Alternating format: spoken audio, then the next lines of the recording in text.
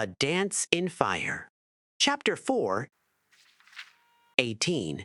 Bosmeri and one Cyrodiilic former senior clerk for an imperial building commission trudged through the jungle westward from the Xylo River to the ancient village of Vindisi.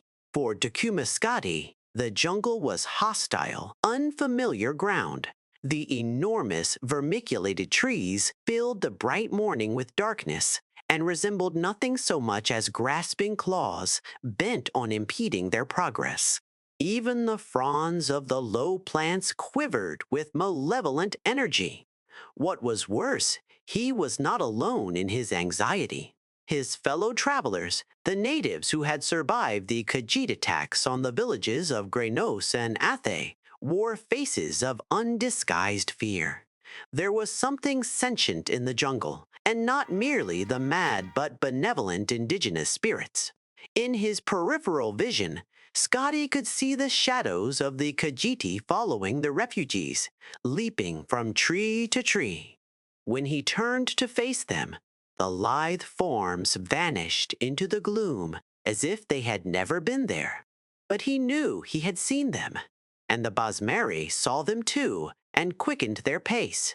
After 18 hours, bitten raw by insects, scratched by 1,000 thorns, they emerged into a valley clearing. It was night, but a row of blazing torches greeted them, illuminating the leather-wrought tents and jumbled stones of the hamlet of Bindisi.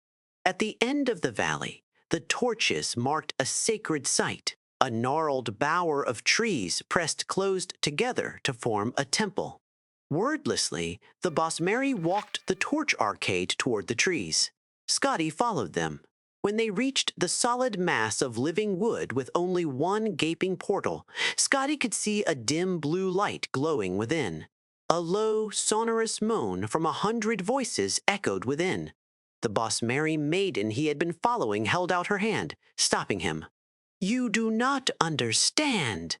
But no outsider, not even a friend, may enter," she said. "This is a holy place." Scotty nodded and watched the refugees march into the temple, heads bowed. Their voices joined with the ones within. When the last wood elf had gone inside, Scotty turned his attention back to the village. There must be food to be had somewhere. A tendril of smoke and a faint whiff of roasting venison beyond the torchlight led him.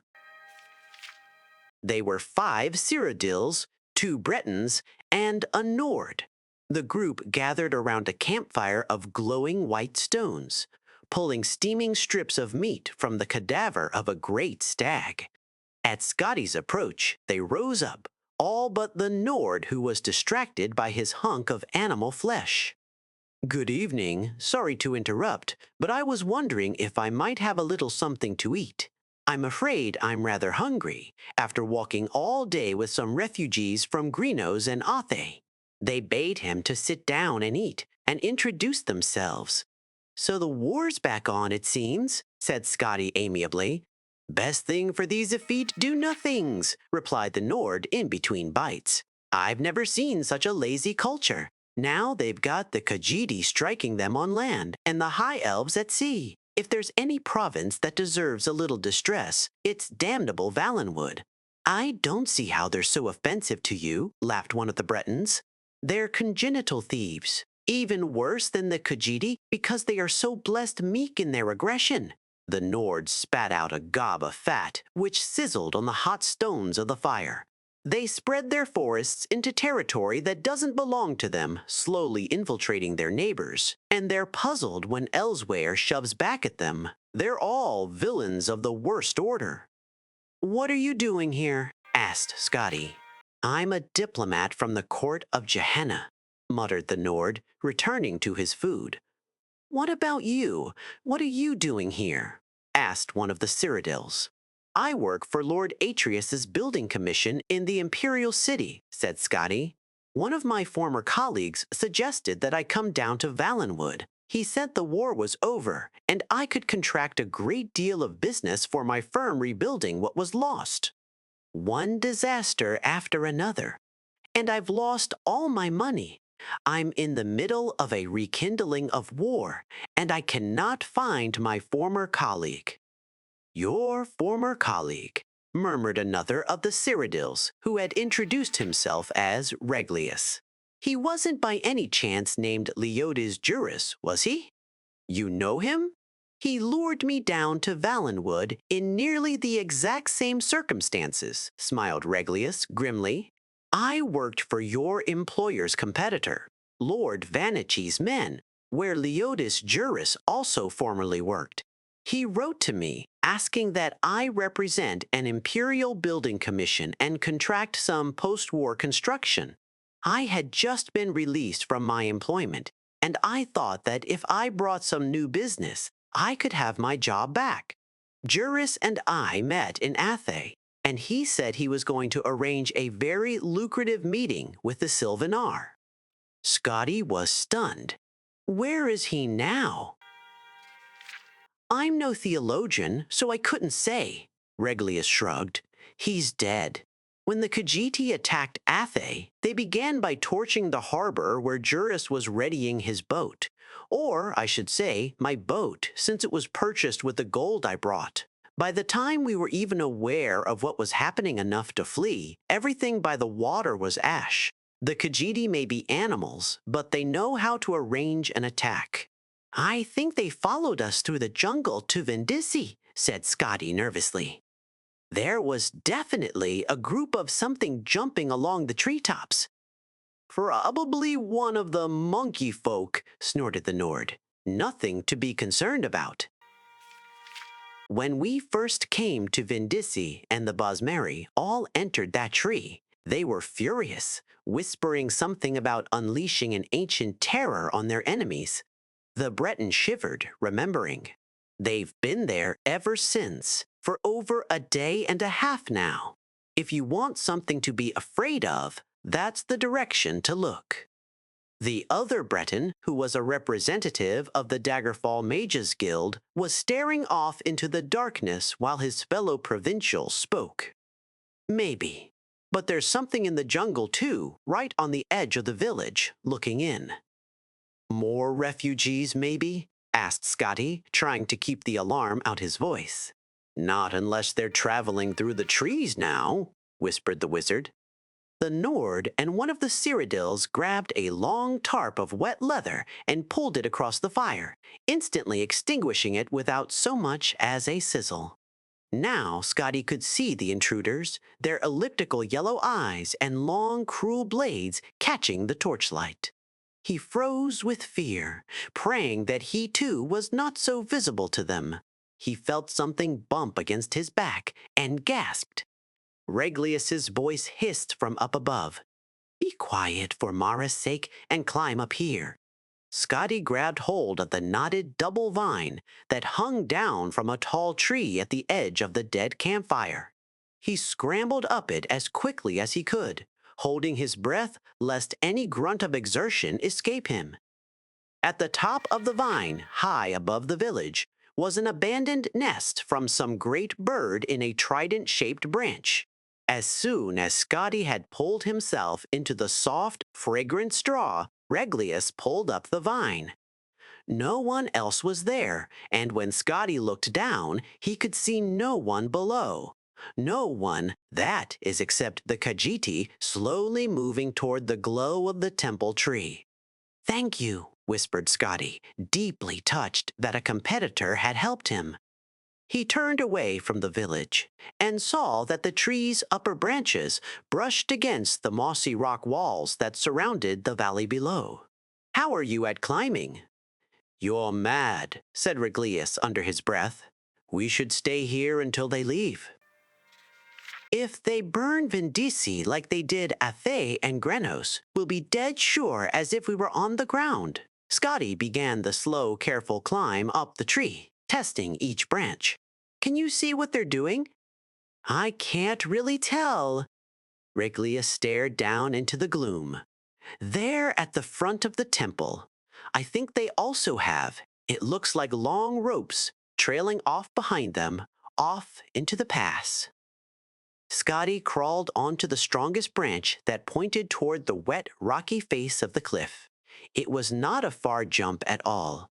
So close, in fact, that he could smell the moisture and feel the coolness of the stone. But it was a jump nevertheless. And in his history as a clerk, he had never before leapt from a tree 100 feet off the ground to a sheer rock. He pictured in his mind's eye the shadows that had pursued him through the jungle from the heights above, how their legs coiled to spring, how their arms snapped forward in an elegant fluid motion to grasp. He leapt. His hands grappled for rock, but long, thick cords of moss were more accessible. He held hard, but when he tried to plant his feet forward, they slipped up skyward. For a few seconds, he found himself upside down before he managed to pull himself into a more conventional position. There was a narrow outcropping jutting out of the cliff where he could stand and finally exhale. Reglius, Reglius, Reglius. Scotty did not dare to call out.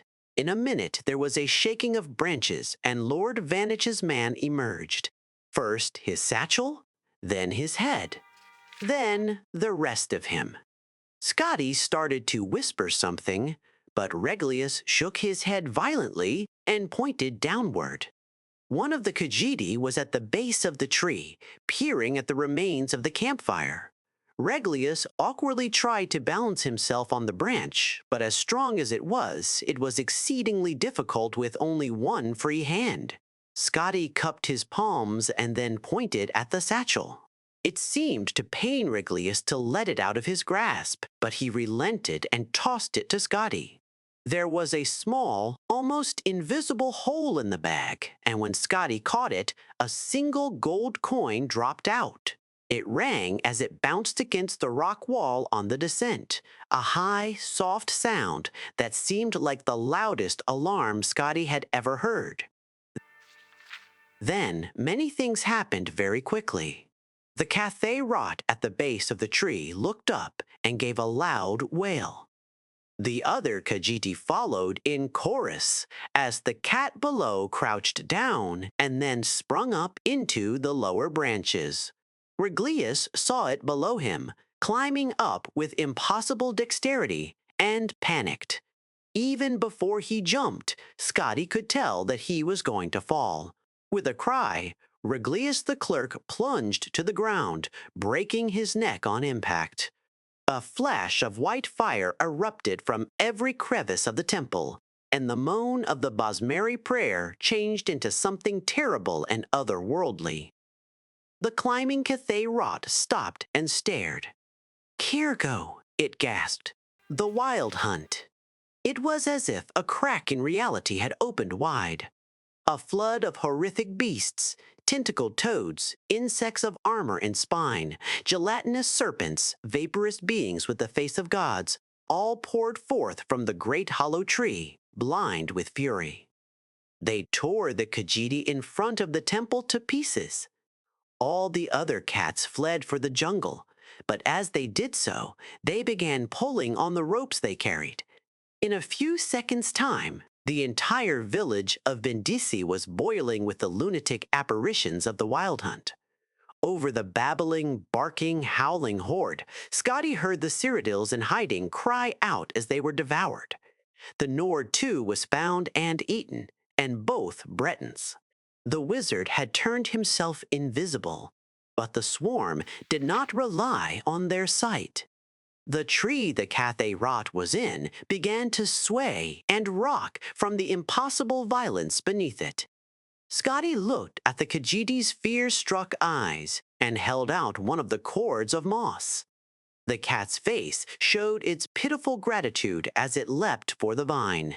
It didn't have time to entirely replace that expression when Scotty pulled back the cord and watched it fall.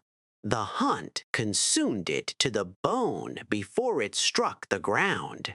Scotty's own jump up to the next outcropping of rock was immeasurably more successful. From there, he pulled himself to the top of the cliff and was able to look down into the chaos that had been the village of Brindisi. The hunt's mass had grown and began to spill out through the pass out of the valley, pursuing the fleeing Khajiit. It was then that the madness truly began. In the moon's light, from Scotty's vantage, he could see where the Khajiit had attached their ropes. With a thunderous boom, an avalanche of boulders poured over the pass. When the dust cleared, he saw that the valley had been sealed. The wild hunt had nowhere to turn but on itself. Scotty turned his head, unable to bear to look at the cannibalistic orgy. The night jungle stood before him, a web of wood. He slung Reglius's satchel over his shoulder and entered.